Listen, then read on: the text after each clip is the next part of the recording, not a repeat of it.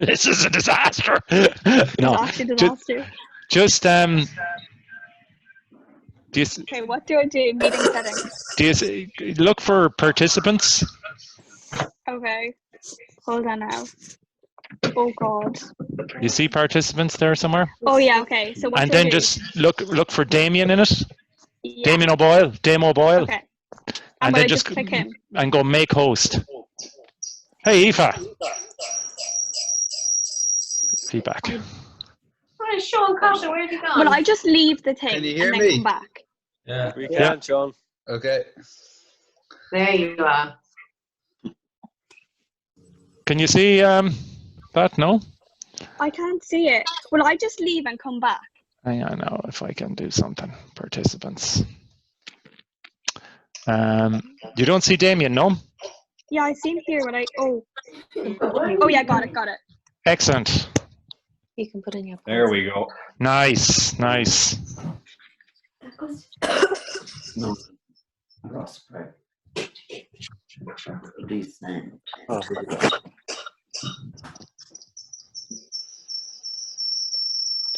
Okay. Slowly. Oh, wow. Very impressive, Damian. Wow. Amazing what happens when you've got free time on your hands, right? How many slides you got? 9, 10, I think. That's grand. Oh no, yeah. Okie dokie. So, where to start, I suppose. So, off the bat, I've started here and I've kind of listed out the divisions that exist within the NCAA. So you've got D1, D2, and D3. Then there's a different division for junior colleges, or what we call community colleges over here in America. So that's called 2-year institutions. So you can do 2 years there and then you have to transfer to a 4-year institution, which exists within D1, D2, D3. So the junior colleges are kind of, they're easier to get into than the universities over here. So if you don't have great grades coming out of high school or that, it's a good option for you to go that way. And then you can go into the NCAA. Okay, so maybe slow divisions. down there a second, Damian. What does the 12.6 mean? Stupid question. Okay, so that was the next point. So each division has a set number of available scholarships per team. So in D1, a men's team has 12.6 scholarships.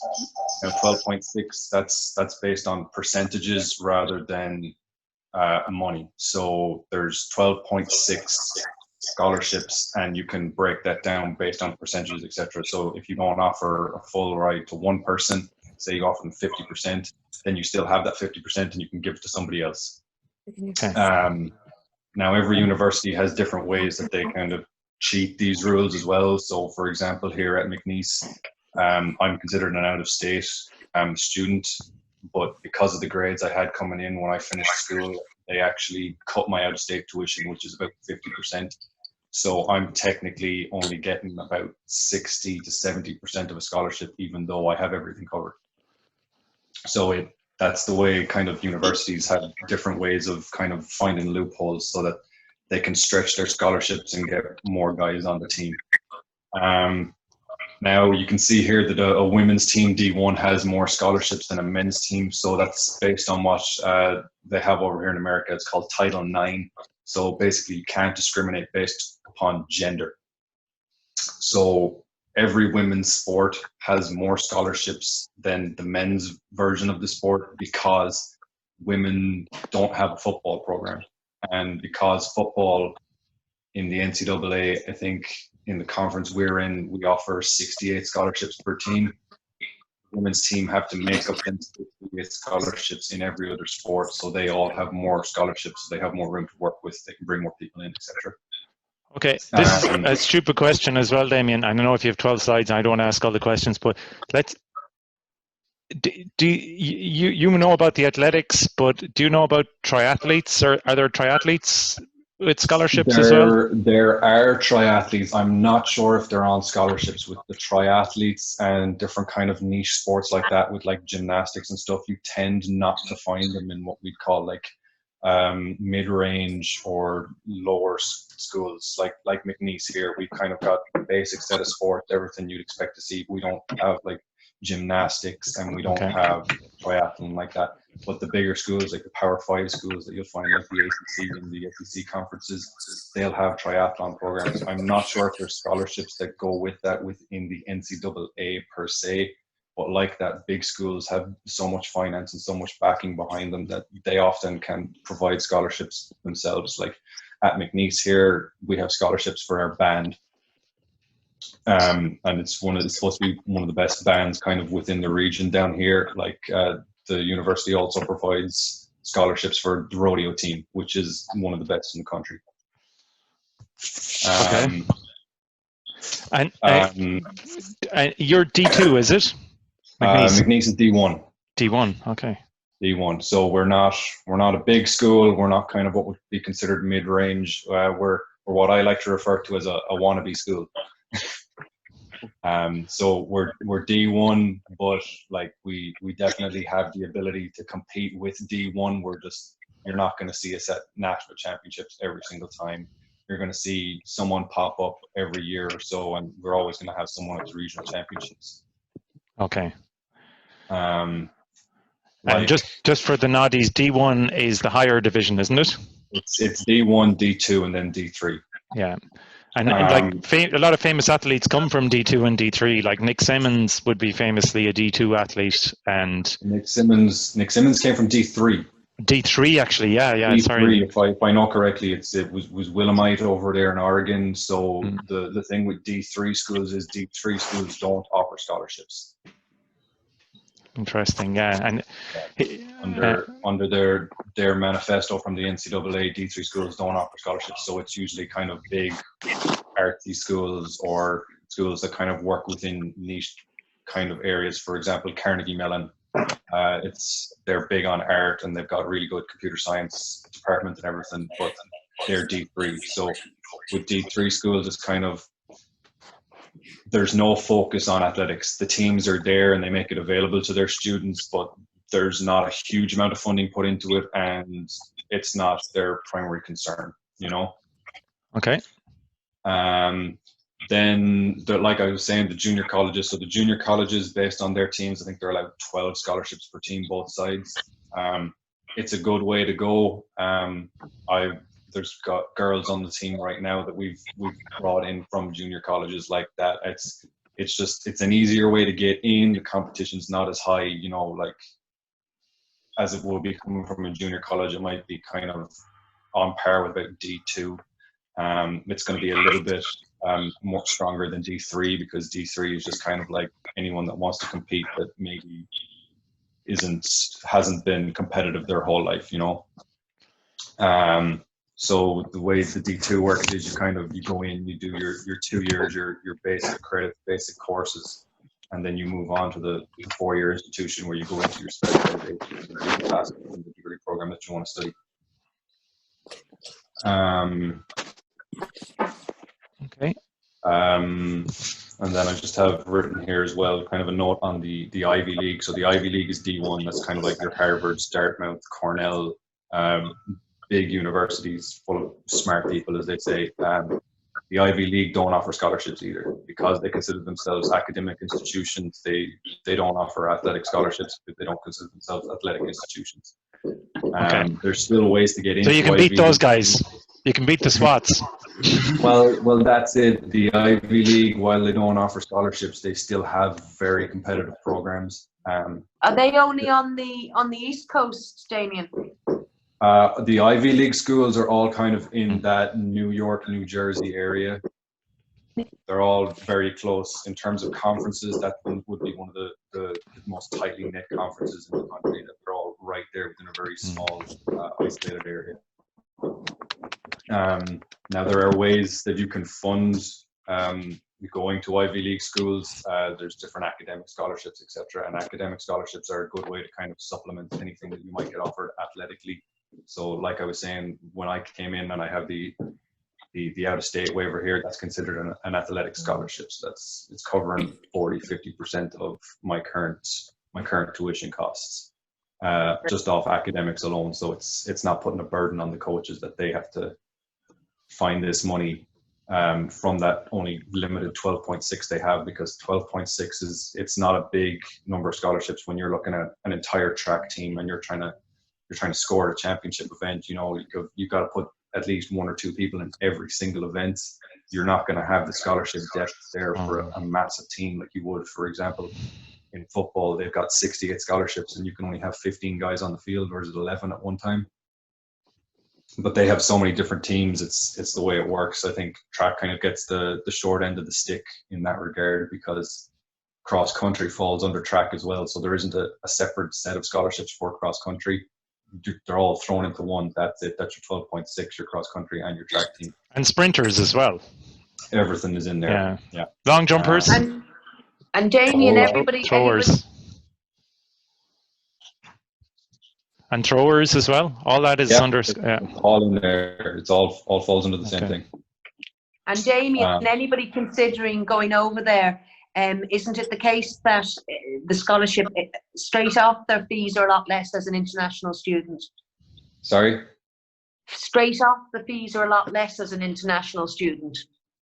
As an international student, they will tend to be higher. Oh.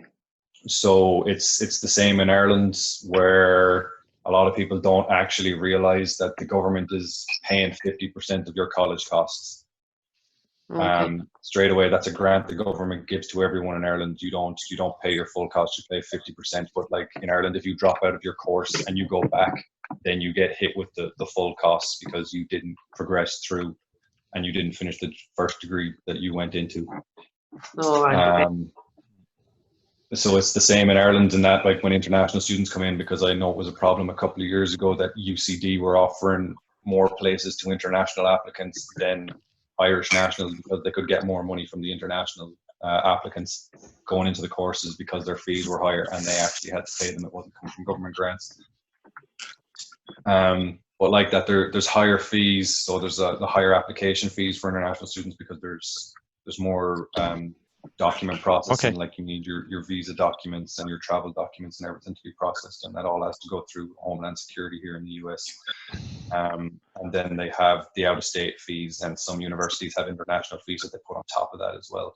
But so you're getting about half of your fees paid, and about half of mine is coming academically. Yeah. So what does that mean then for academic fees left over for your course, say? And getting feedback, but yeah, everything else that's getting covered then is coming from the athletic side of it. So once the out-of-state fees are covered by the academic, so then the athletic department pays the rest of my tuition, and then I get room and board paid because I live off campus. Okay. So I get a stipend put in at the beginning of the semester. I have access to that money that pays my rent, my room and board, and I'm there, and my job is basically to show up and go to training every morning, and that's how I get paid. Okay. Sorry, has someone else a question there? What's the difference between a D1 and a D2 scholarship?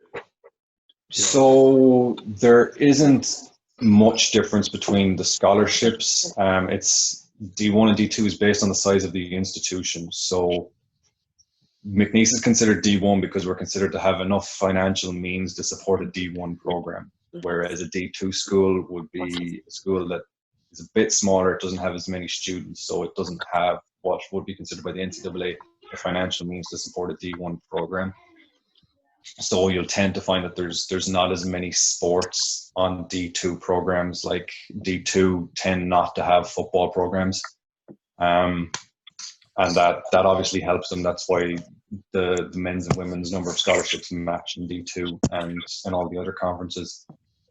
But in terms of competition, there can be very little difference. Obviously, at the top of D1, that's the cream of the crop. But there's D2 schools that every year they've got individual athletes on the track, or especially on cross country, the teams that they put out. The teams that win the D2 championship could easily compete at the D1 championships, but because they're not considered D1, they usually run away with the D2 championships, and they don't have as much competition behind them, you know. Okay, Damian, you said you had 12 slides. So we're about 10 minutes on the first one. I don't. There's a lot of questions coming. Okay, I'll be quiet. So if you want to flick. All right. So then I'm just going to talk about the conferences now and how the setup with that works. So kind of I've got some logos from some conferences there. McNeese is in the Southland Conference, so that is basically schools that are. It's a set of 13 schools that have agreed to be within this conference from Texas and Louisiana. What the conferences really do is kind of they provide the ability for schools to have championship events within track. You know, you don't get very many championship events where you can go compete for medals and stuff. So the conference meet that's a championship event before you go on to like what we call postseason, which would be the NCAA championships, which not everyone is going to have the ability to qualify for. It's not easy. You have to be within the top 40 within the country to get to these championships. So that's a championship event. It's a scored event, so it's a team event. It's like the National League. They score it in that way. So there's going to be a team that wins it every year. It's a different championship, indoor and outdoor. So you can win the indoor championship and then lose the outdoor championship. And like I said, like the National League, it's scored on a point scale.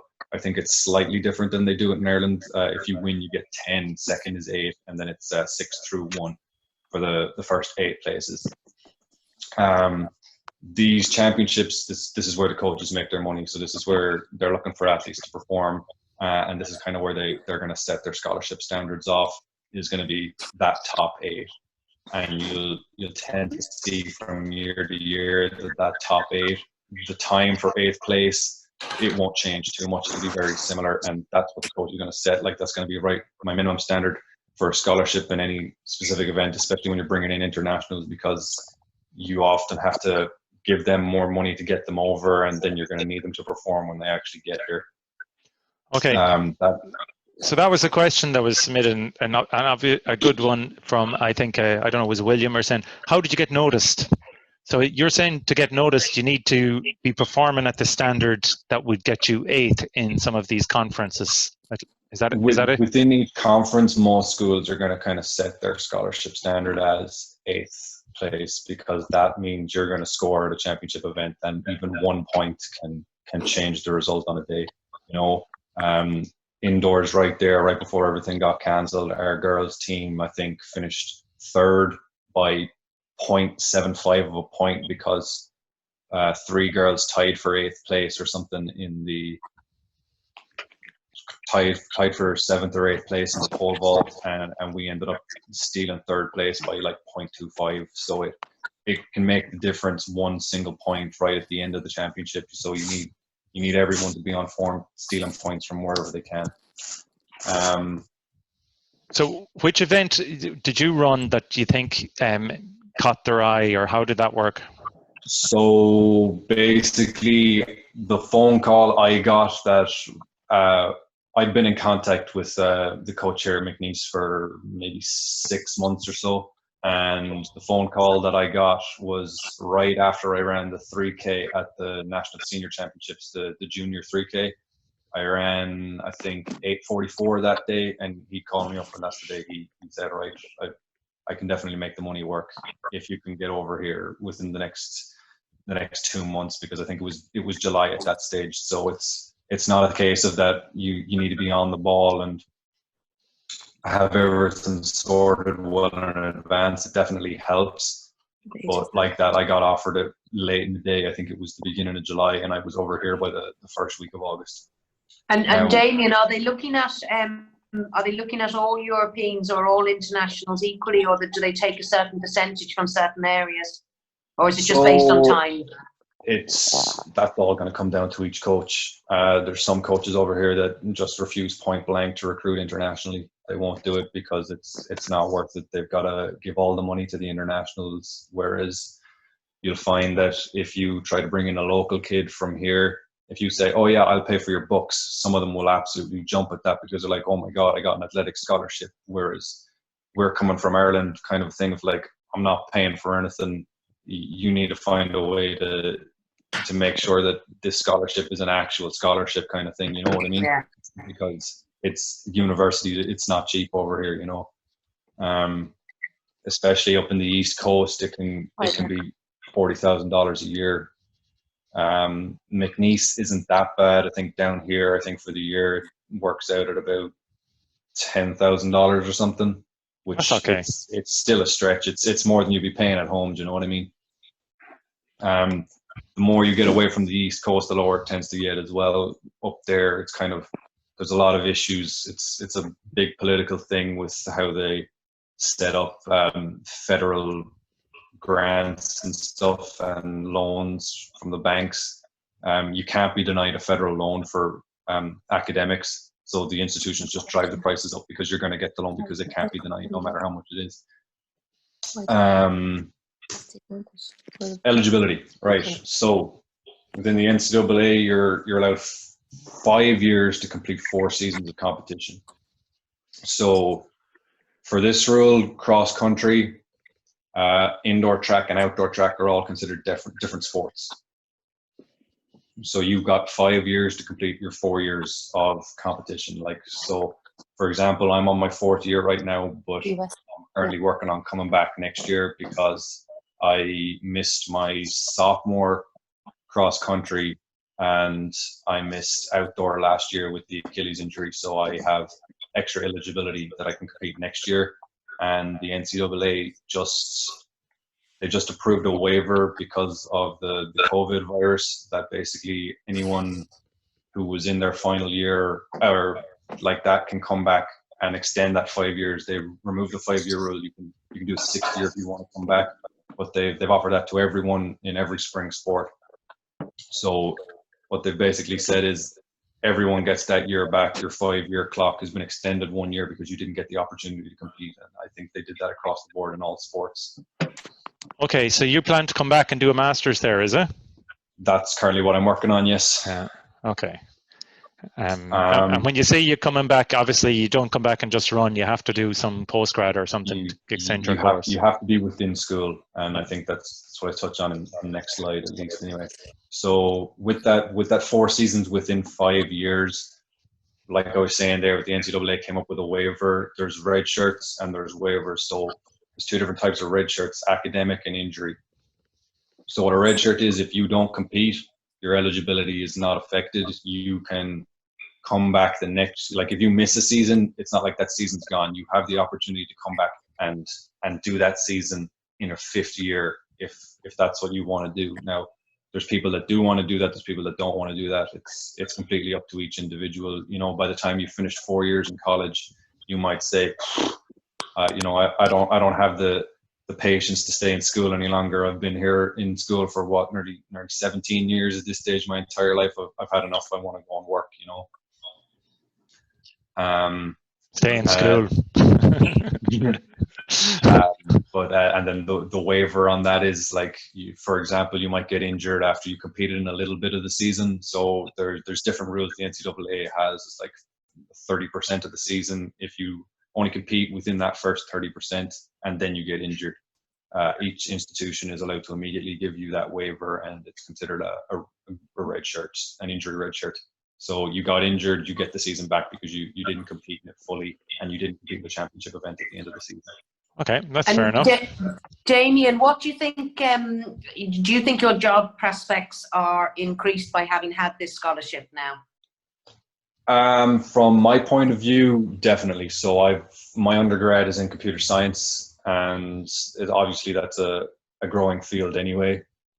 But having been over here in the US, you know, I've been here 4 years, and now I'm looking at the master's. That's potentially going to add 2, maybe 3. So I'm going to be here for maybe 6 to 7 years. You know, that's 6 to 7 years of my 20s in the US. So the way I see it is that I've been here so long.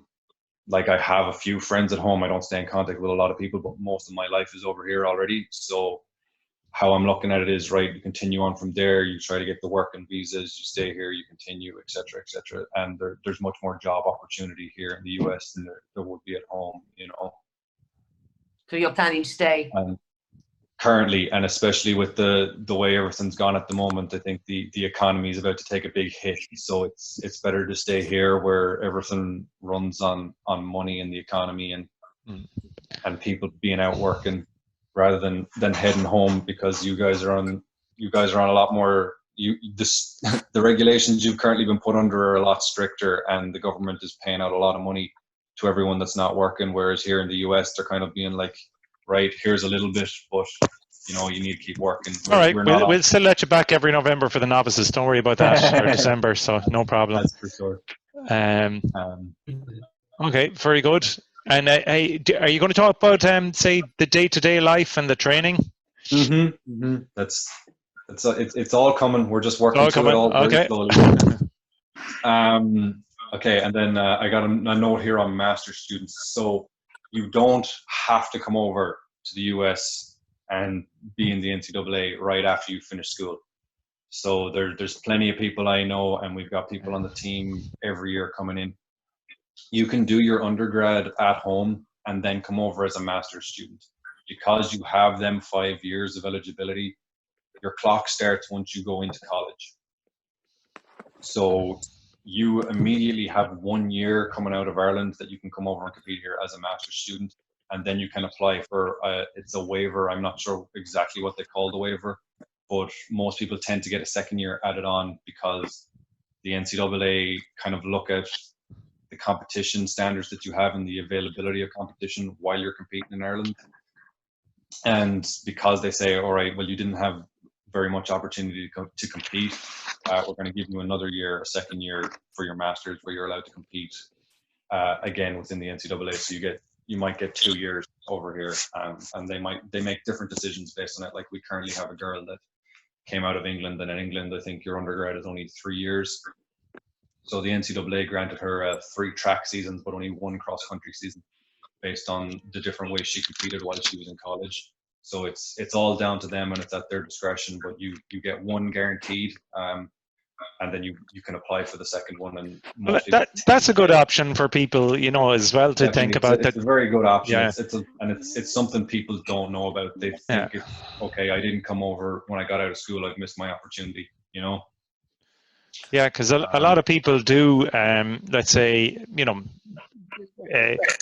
go on to do masters, and maybe it seems like a big commitment going to the States for the 5 years, but if you've got your degree in and then you're like 22, you've beaten everyone there is to beat in Ireland and representing a UIG or whatever, it's definitely easier to come over and do your 2 years here, because you do 1 year and then you're like, oh yeah, that was a good year, I'll come back, I'll do my next year, and then you can make your decision if you want to extend and you want to do your year where you're allowed to work on your student visa, or if you want to go home, then that option's there, and you spent your couple of years over here and you had the opportunity to do it, and then you can go home, compared to, right, you've made a commitment and you've got to stay over here for at least 4 years.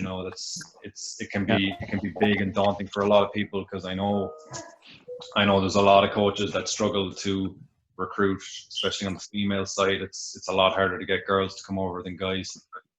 Guys tend to jump at the opportunity, whereas girls are kind of like, I might get homesick and stuff like that. Like we had a couple of girls in the last 2 years that came over for a year and they didn't come back. They didn't want to stay out here away from their families and that for that amount of time. Yeah. And then the last thing I have there on the slide is the eligibility center. So to compete in the NCAA, you have to be considered an amateur athlete, and they use the eligibility center to kind of figure out and determine your amateur status. So what you have to do there is you have to send the NCAA all of your high school transcripts. So if this is something you're thinking about, it's something you need to kind of be on top of. Because when I went to do it, it wasn't easy, because I kind of left school and I moved to Sligo.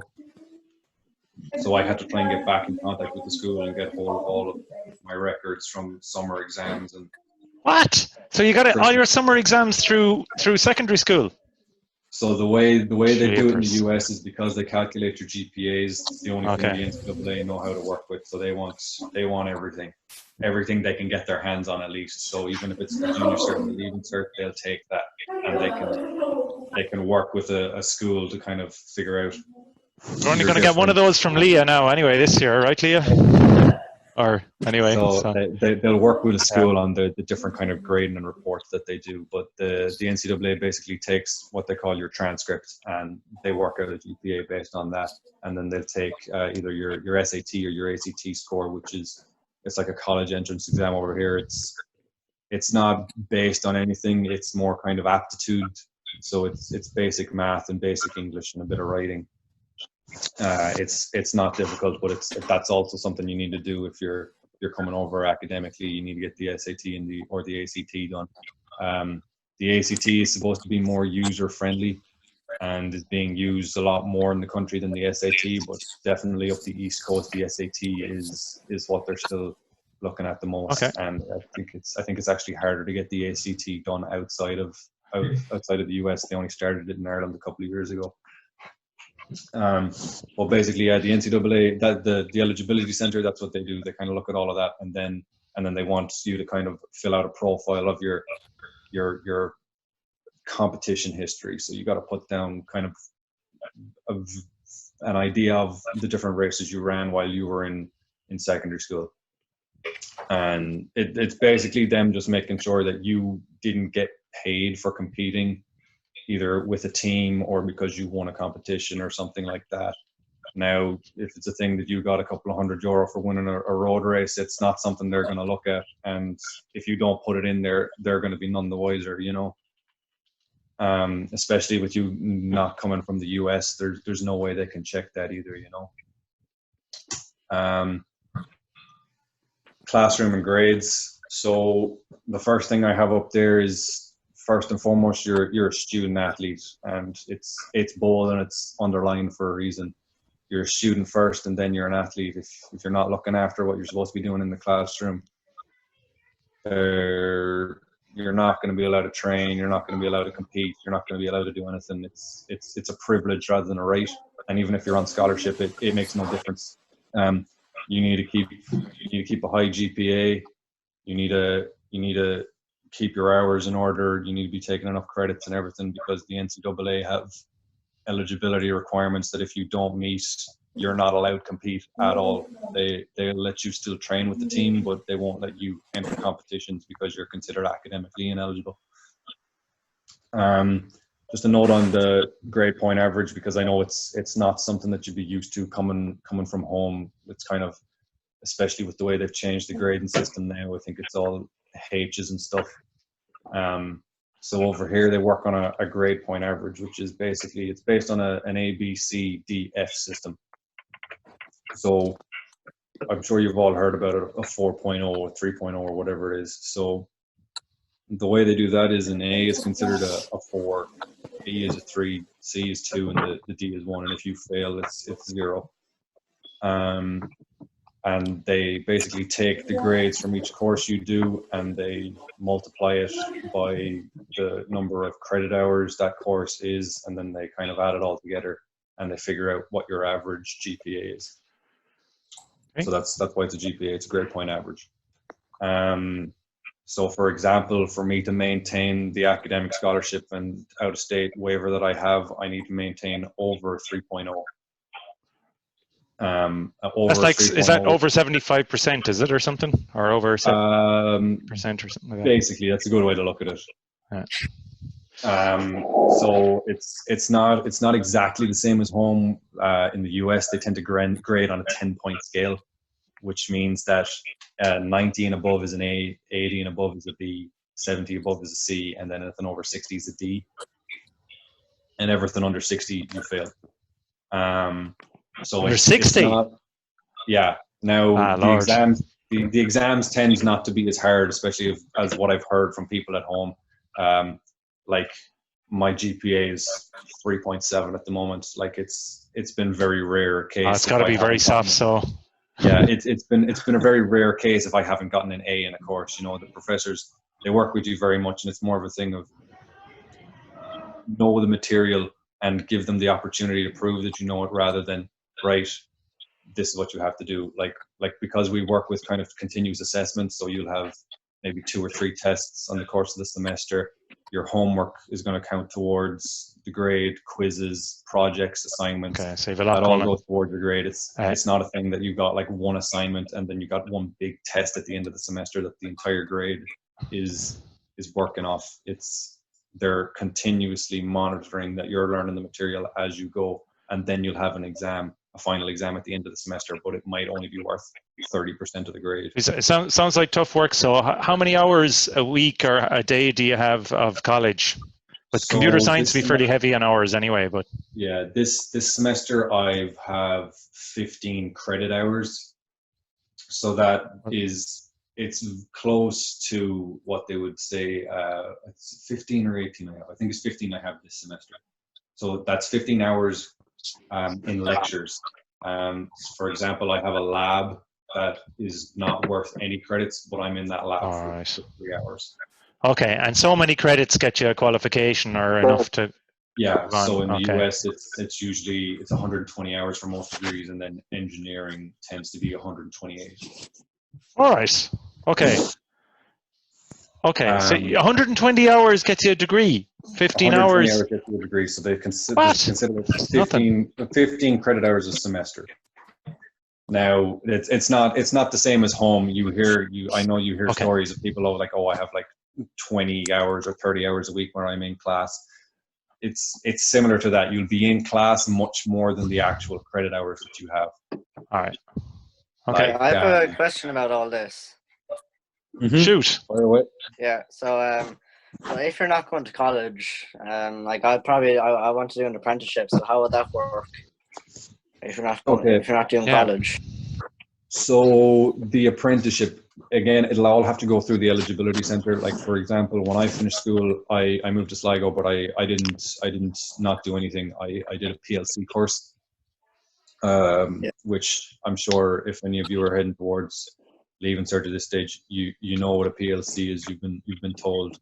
So it's basically what they call a post leaving cert course. So it's considered usually in what most people consider it's what you do if you didn't get into college, and you can do that course and then use that course to get into college rather than waiting the 4 years or whatever it is until you're 23 and you can apply as a mature student.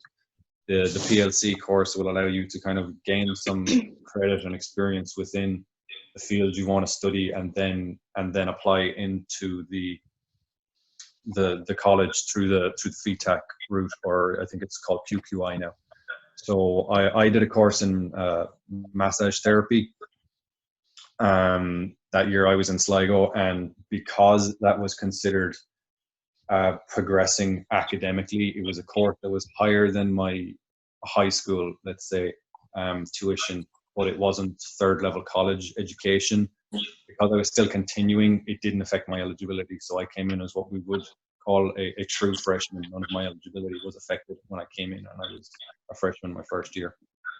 So okay, so it'd be just checking that eligibility center then about apprenticeships. Through that apprenticeship route, as long as you can prove or make it look like you're continuing within education in some way, which you should easily be able to do. Like you're learning a trade. You could literally, it would be what the US they consider trade school. It shouldn't affect it. Even if you do 2 years at a trade school or in that apprenticeship, you should be able to work your way over here and not have any of your eligibility affected. But you'd want to find a course then that suits you over there, like to continue your trade, like cabinet making, or something that would make sense to you over there as well. Not to, because but I think that's a really good one, William. Yeah. It can be difficult to find kind of specialized courses like that. I've found, especially kind of down here, that courses are more generalized rather than the way in Ireland where they're kind of specializing to work within that makes sense. Fields and industries. If you could ask maybe your coach or something about the apprentices and see if they've got any details, or maybe we'll take a look at the eligibility center and see there. Mm-hmm.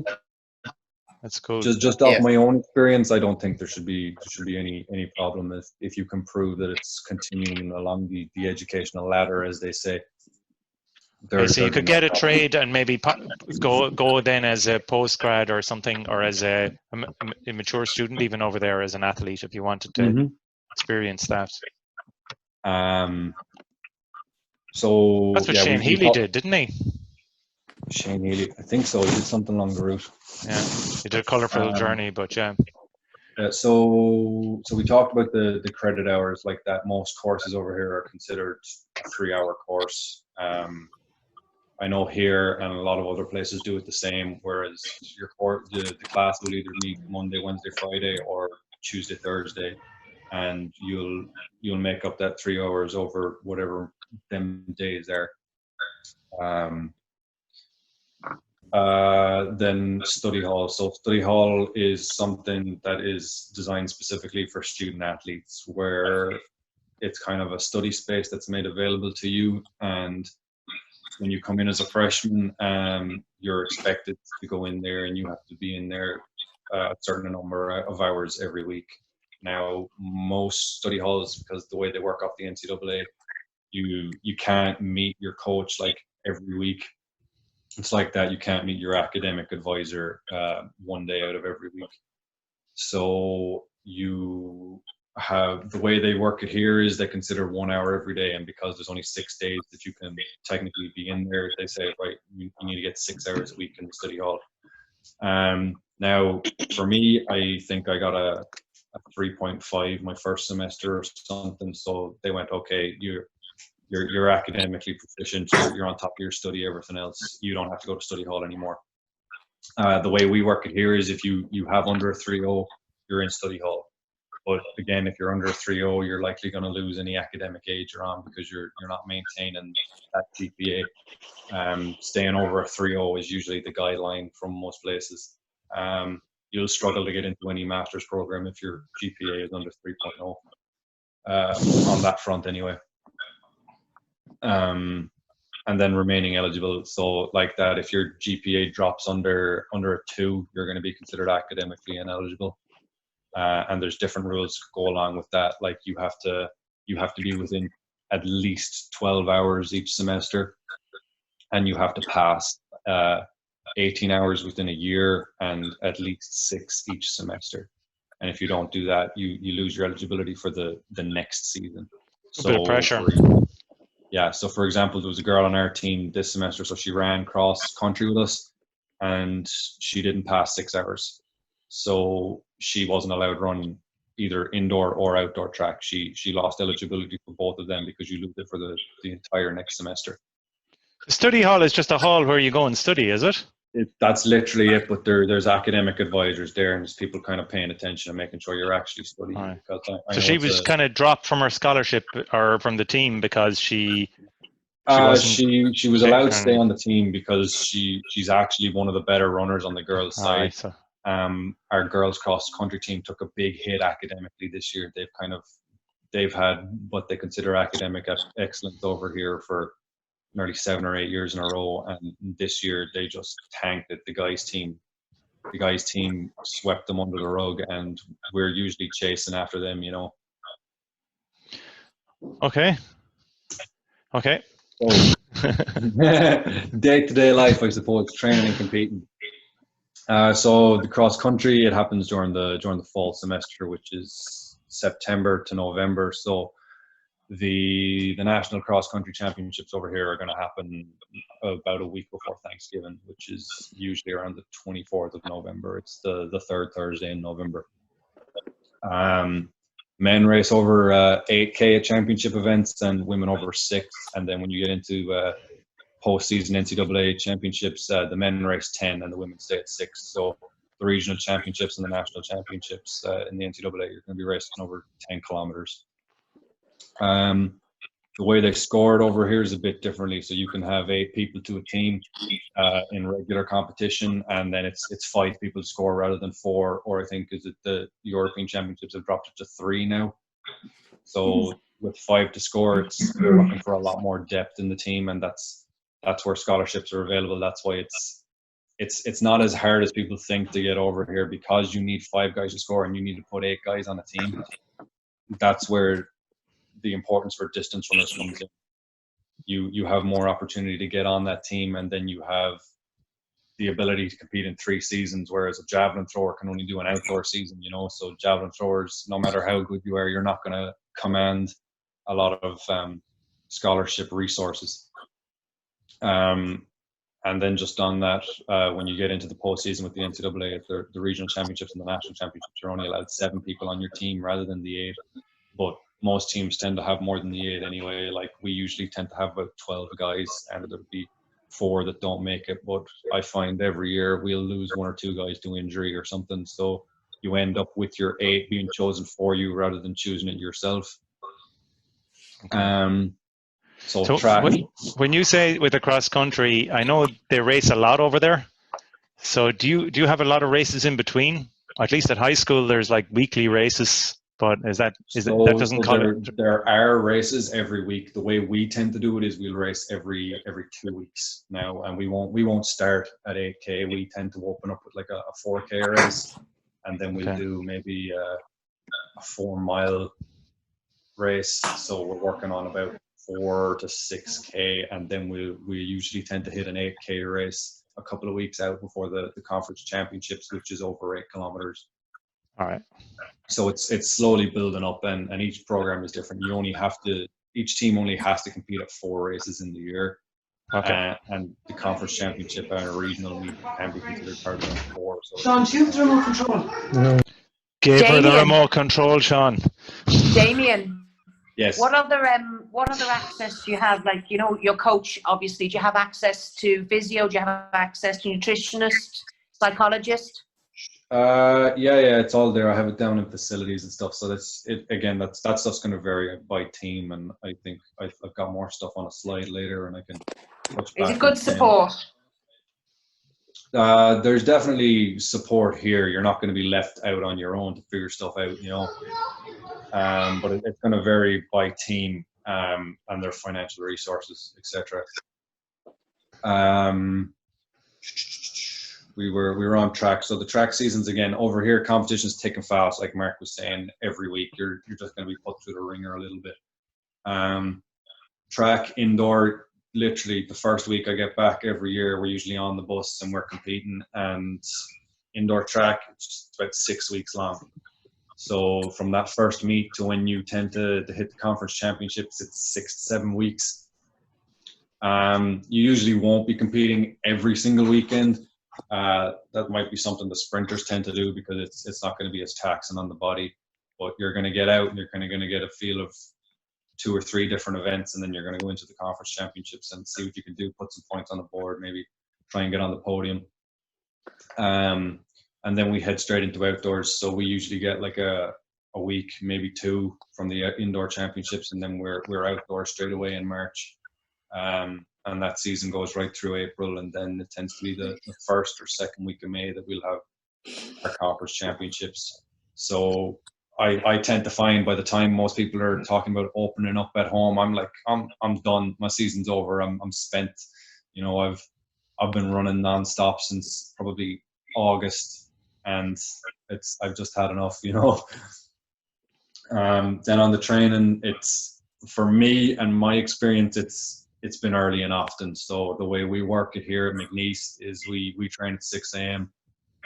Every morning except Wednesday, and then we come back in the afternoon and we'll do a bit more. So like we tend to do like a regular run in the morning, and then we come back in the afternoon and we'll do a bit of a light jog, maybe some weights, core, mobility, stretching, etc.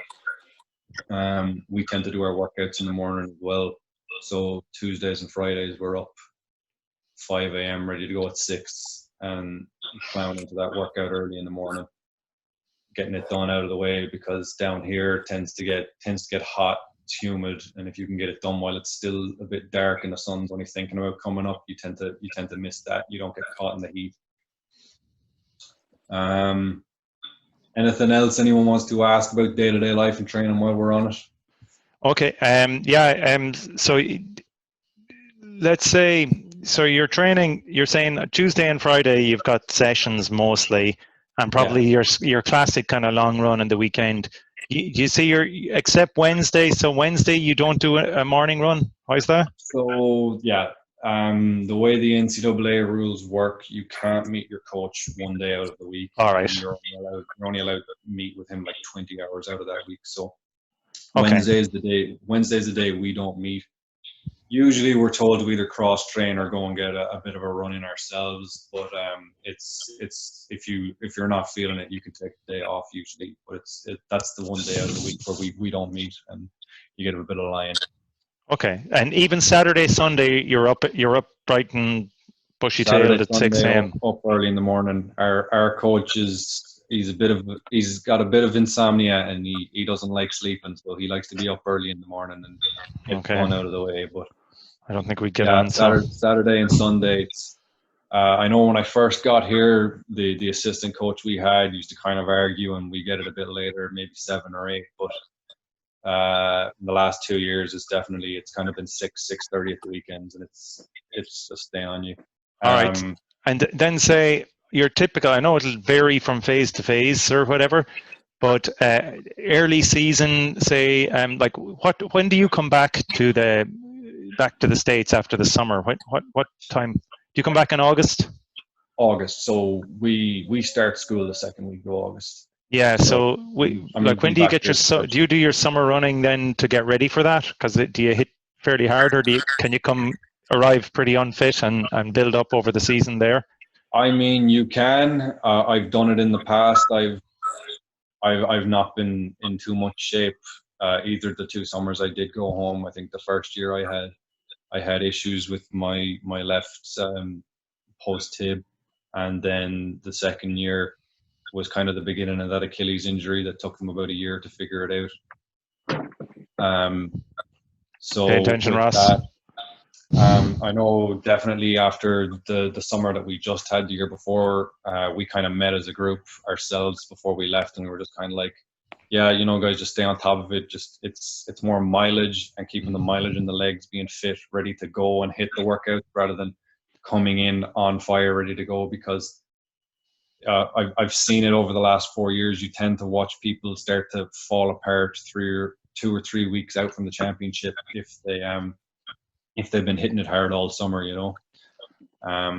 Totally. Yeah. So, like your typical training, then is it more or less? Describe your typical training week early, say in autumn, and then maybe as it comes towards the indoors, what would it be like? Does he vary it much by phase? It does start to vary as you get indoors. It's faster and it's a bit shorter. We're going to be on the track during cross. We're doing our workouts on the grass or around a neighborhood. We've got a loop where we do our tempos. But in terms of the regular day to day, it's going to be the same Monday, Thursday, kind of Saturday, Sunday, where you're just doing your regular run. There's not going to be a lot of variation there. The workouts start to change more when you get into the track season. Like the tempo distances will be shorter, but you'll be expected to go a little bit faster. And then the workouts are going to be, you're going to start hitting intervals on the track rather than working pyramids and stuff on the grass. Okay. You're trying to build strength in the legs. You're trying to build speed for the track, Saying that, like when I was saying it comes thick and fast, like that training can really hit you. You need to stay on top of everything. Like this, it's not a thing where you can be out partying all the time, especially for us here where we're up at 6 a.m. all the time. If you're not going to bed at the right time, it's going to catch you very quickly. And that's one of the reasons our coach does it. He's keeping you honest. If you try to burn the candle at both ends, he's going to make you pay for it. Okay. And then it was facilities. Yeah. So the way most schools work over here, again, it comes down to finances. So that's why I've got the note in here about the football championship conferences. So there's 2 different conferences. There's the FBS and the FCS. So McNeese is what would be considered an FCS school. So we won't compete in the same championships as the likes of Texas A&M or the University of Texas, the big ones, the Clemsons. We're in a smaller conference based on our financial status. And because of that, the facilities we have wouldn't be the same as like LSU, who I don't know if you saw, they recently put in a massive new training facility and everything at the beginning of last year, recovery pods and everything for their guys. And they won the National Football Championship this year. So they'd be an FBS school. They play in the big bowl games, whereas we're in kind of a smaller ones. But So them FCS schools like us, like we have all the facilities, we just might not have the same number or to the same kind of extent as the bigger schools. So like I've traveled around obviously, and I've seen a lot of these bigger schools when we go to meets and stuff, and I've visited a few of them recently looking at master's programs, and they're basically it's just a bit bigger and a bit better than what we currently have in McNeese. So we have what is referred to as an athletic training room. So that's kind of where we do rehab. We don't have physios per se. It's not a term that's used over here in the US. We have athletic trainers. So they're the people you go to. That's kind of the first port of call. They're gonna know how to work your rehabs, ice. Help you stay on top of day-to-day niggles, injuries that are becoming, and you can go over to the training room whenever you want. You can talk to them. You can use all the facilities. So they've got like Normatec, which is it's like ice, but it's just cold water running through a kind of sleeve that they put on you. It's a compression air thing. Have you tried them? The Normatec boots? Normatec, and then we've got the Game Ready, which is like it's a compression version of that, but they do it with cold water. Okay. And then you got all your ice, all the rehab equipment, everything is over there, and there's like. You get to try the Normatecs, Damian. I'd love to try those. Yeah, no, they look great. Our team has our own set of Normatecs, and it's always on the bus. This is being passed up and down. Would you recommend them? They're €800 on eBay, and I hovered over the click at one stage, but couldn't justify it. It's nice to have. In terms of it actually doing much, I don't know. I find my legs are just tend to be beat all. Okay, so Paddy has a question in the chat there. Do you want to ask Paddy? Oops, have we lost something?